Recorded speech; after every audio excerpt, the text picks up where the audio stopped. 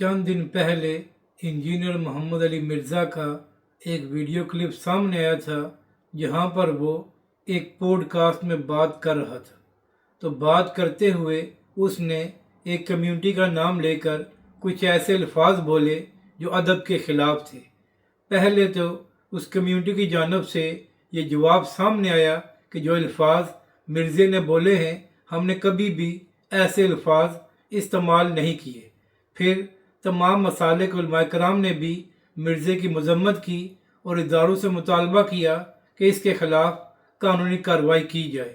तो कल इंजीनियर मोहम्मद अली मिर्ज़ा को न सिर्फ जेलम से गिरफ़्तार किया गया है बल्कि उसकी एकेडमी को भी सील कर दिया गया है।